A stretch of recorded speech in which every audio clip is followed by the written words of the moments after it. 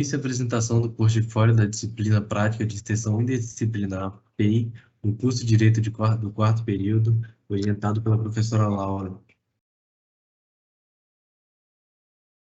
Sou Carlos Henrique Balbino de Oliveira, tenho 18 anos, resido em Cariacica, estudante de Direito e estagiário. Segue-me para contato.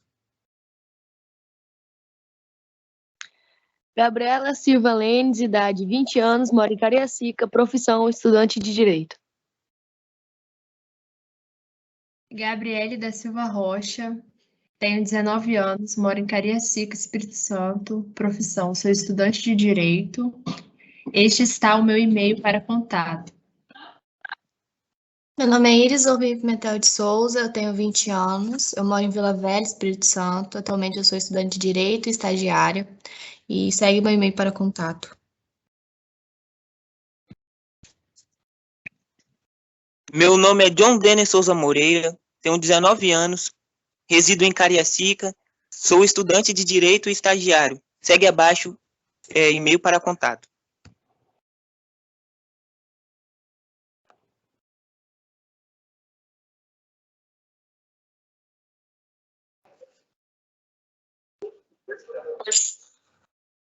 Pode.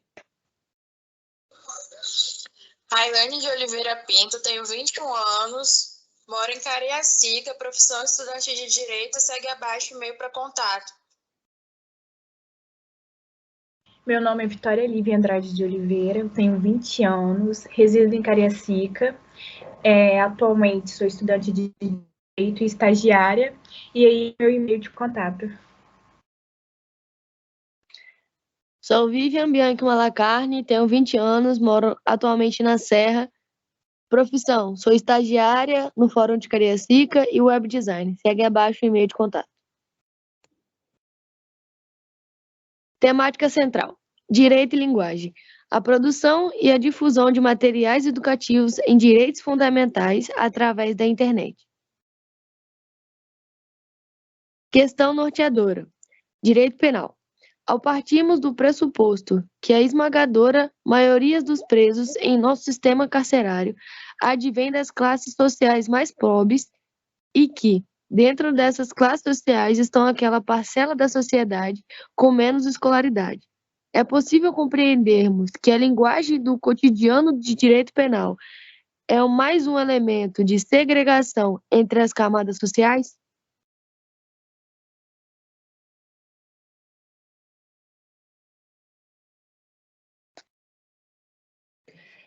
A nossa real expectativa é conseguir, com a plataforma do Instagram, atingir o maior nível de pessoas, levando a informação do âmbito jurídico de forma prática e rápida e criativa. Pode passar o slide.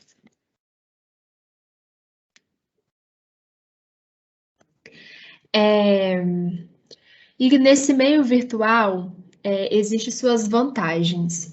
Por mais que estamos passando nesse momento tão complicado e delicado, que é o isolamento social, por causa da pandemia, esperamos, assim, que a informação levada até o leitor gere efeitos de noções básicas e fundamentais sobre o tema abordado nesse portfólio. Introdução.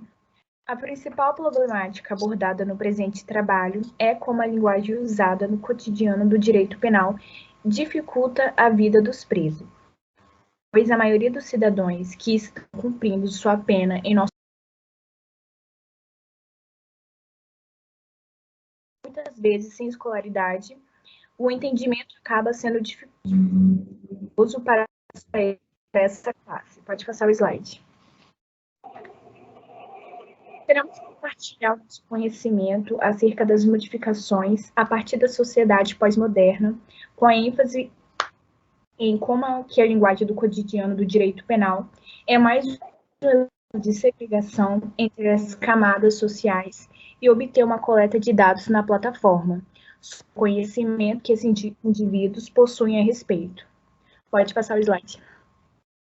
Portanto, possui como uma finalidade proporcionar o pleno desenvolvimento do discente, visando seu preparo para a cidadania, assim como a sua preparação para a vida laboral. para dessa forma alcançar de forma concreta os objetivos e princípios educacionais, outrora previstos e resguardados pela Constituição Federal e a Lei de Diretrizes e Bases da Educação Nacional.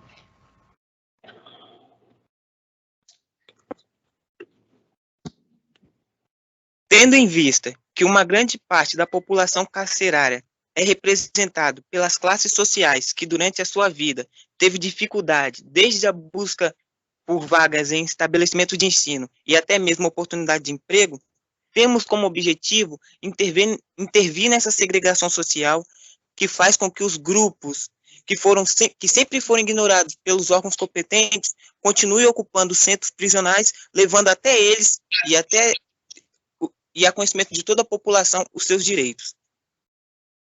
No entanto, temos esse objetivo, pois com o intuito de evitar que essa segregação social continue a ocasionar uma desvantagem, tanto na aplicabilidade quanto na validade e eficácia das normas jurídicas, podendo esse desconhecimento afetar as relações sociais, acarretando mais uma forma de marginalização de um grupo específico da sociedade brasileira.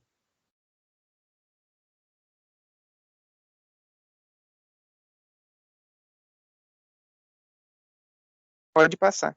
Os slides, já terminei.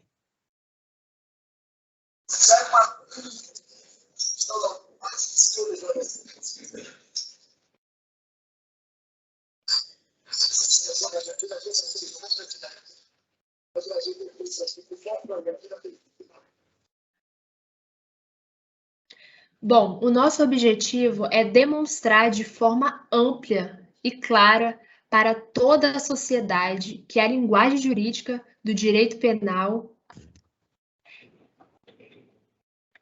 mais uma forma de segregação social. Nosso objetivo é atingir essas pessoas de forma curta e direta sobre o nosso sistema carcerário.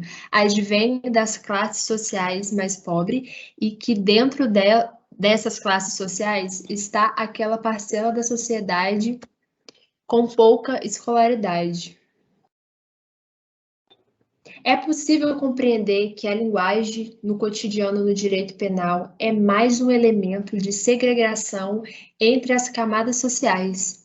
O nosso objetivo é deixar um retorno autêntico sobre o tema abordado, para que a sociedade tenha informações para que entendam um pouco sobre o direito penal e suas utilidades no sistema jurídico. Inclusive, o nosso objetivo é demonstrar e mostrar de forma clara, de forma mais limpa possível, que existe formas de interação na área do direito, por meios tecnológicos que estarão sempre dispostos para ajudar e ampliar o mundo jurídico em suas principais causas.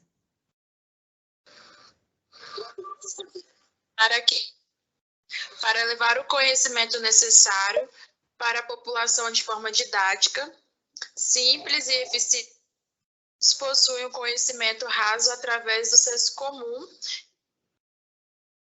promover o conhecimento de forma objetiva e profunda.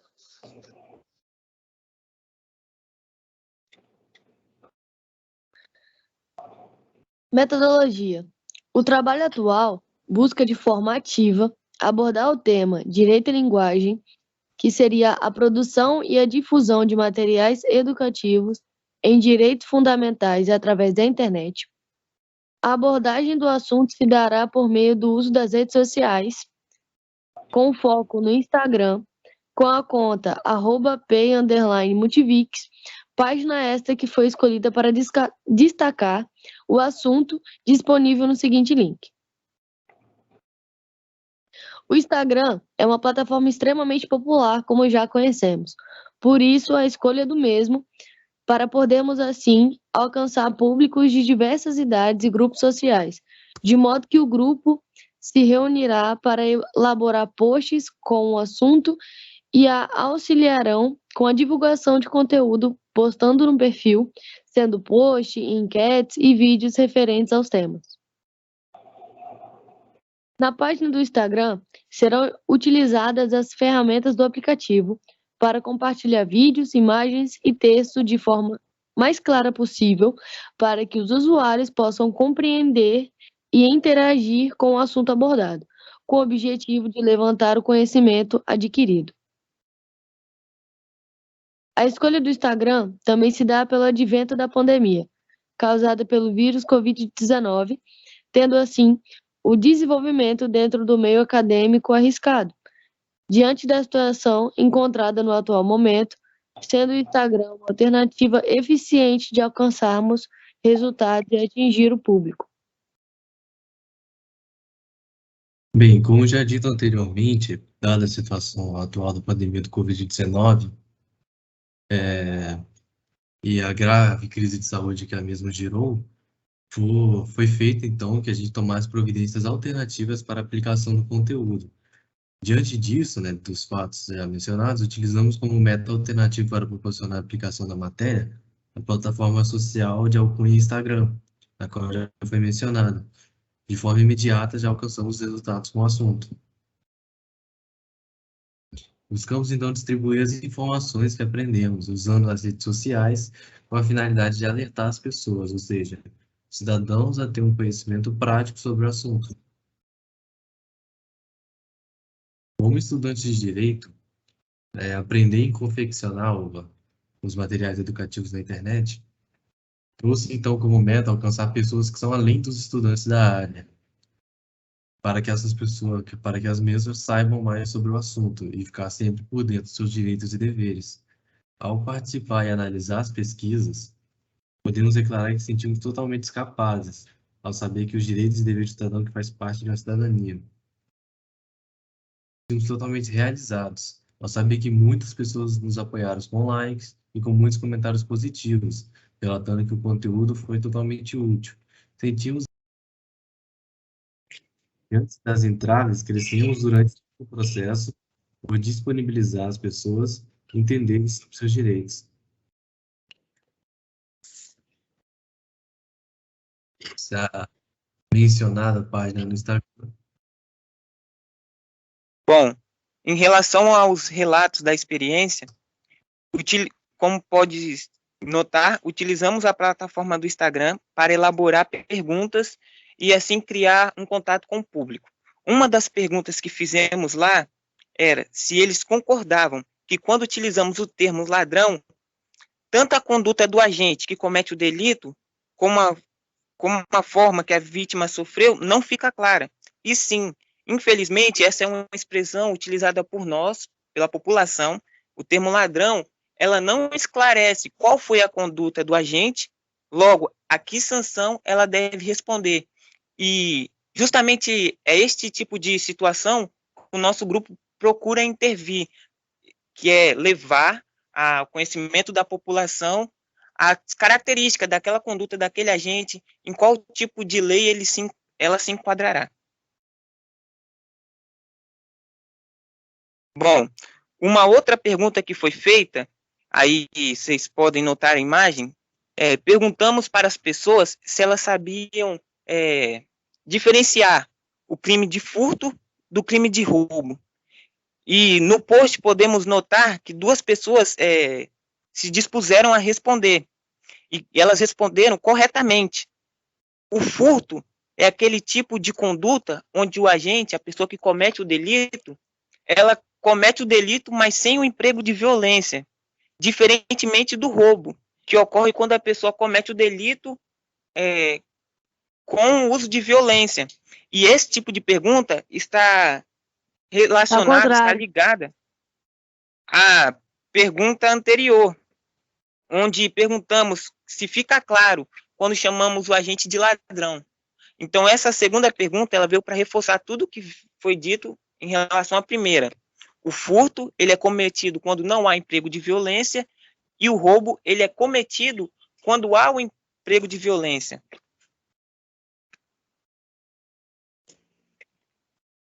Esses 2 termos, eles ficam, muito vagos, muitas das vezes, para a nossa população, sem entendimento, quando sentamos em frente à televisão e ouvimos fulano foi condenado pelo crime de furto ou pelo crime de roubo. Isso causa uma indignação na população, porque cada crime deste, tanto crime de furto quanto crime de roubo, ele tem penas diferentes.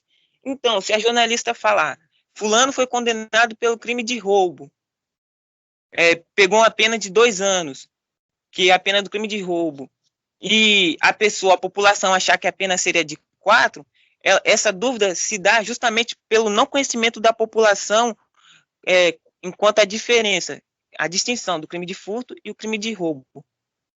Aí, foi uma terceira pergunta que a gente fez lá na plataforma do Instagram, relacionada ao caso do empresário Wagner Dondoni. O Wagner Dondoni, em 2008, após ingerir bebida alcoólica, causou um acidente na BR-101, isso em 2008. E este processo se alongou por vários anos, só sendo ele condenado definitivamente neste ano de 2021. E este tipo de pergunta escolhemos justamente para ressaltar o que nós, estudantes de direito, ouvimos nas primeiras semanas de aula ao ter o primeiro contato com o direito penal, que o direito penal ele é seletivo, ele procura as vítimas para punir. E justamente essa seletividade é que faz com que os estabelecimentos prisionais, os centros prisionais, ficam lotados só por uma classe social. Porque, como podemos notar, no texto está falando que Wagner Dondoni ele era um empresário. E se ele fosse um trabalhador que recebesse um salário mínimo? Certamente esse processo não ia demorar tanto tempo, no caso 13 anos, para ser concluído.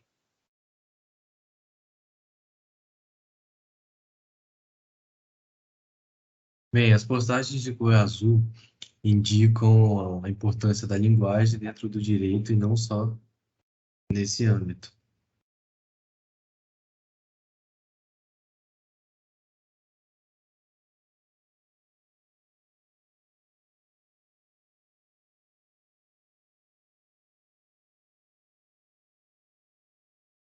Pode passar.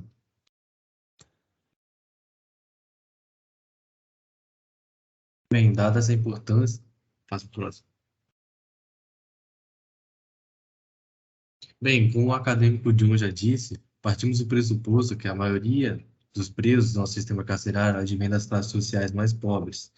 E dada a seguinte pergunta na postagem a linguagem que usamos no direito é mais um elemento que contribui para essa segregação? Bem, como o John já mesmo respondeu, sim.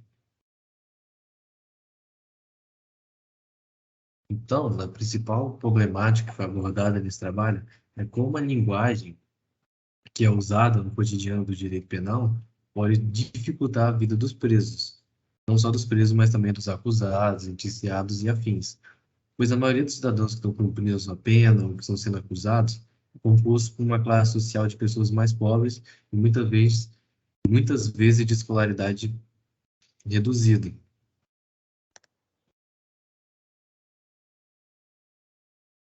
A lei penal, ou o tipo penal mais especificamente, não pode ser um obstáculo no seu conhecimento, pela utilização de linguagem que exija um recurso de aprendizado sistemático na matéria.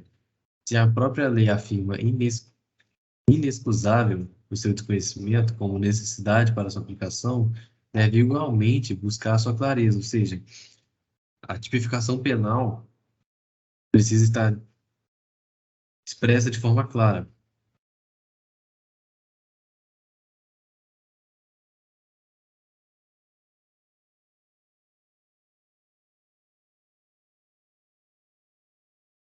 Bom, este foi mais uma pergunta que utilizamos para adquirir o contato com a população, para receber o feedback delas em relação ao tema desenvolvido no trabalho. Demos um caso, né? Perguntamos para as pessoas se elas consideravam o réu, o agente, né, que tinha cometido já 2 delitos, réu primário ou não, tendo em vista que ele já tinha sido condenado em 2008 e ele foi condenado novamente em 2016. 56% das pessoas que responderam a pergunta concordaram que sim, João Martins era réu primário.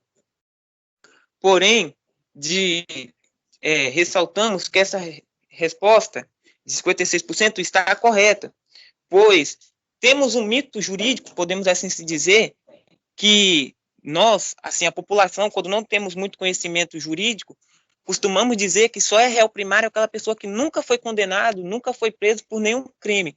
Mas não, réu primário é aquele agente que, mesmo que já foi condenado, após o trânsito em julgado, passados 5 anos após a condenação, sentença de condenação, a qual não é mais recorrida, e ele venha cometer um novo crime, antes dele cometer esse novo crime, ele vira réu primário.